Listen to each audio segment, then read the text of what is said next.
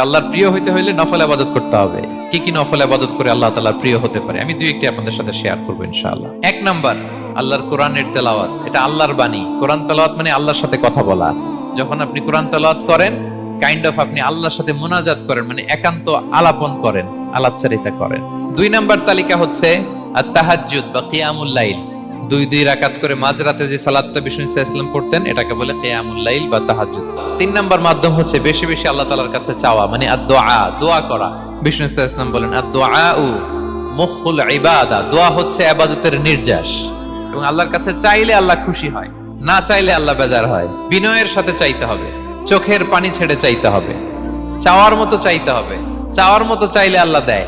আল্লাহ তাআলা আমাদের সবাইকে তার প্রিয় ভাজন বান্দাদের তালিকায় অন্তর্ভুক্ত করে নেক। আমরা সবাই পড়ি আমিন।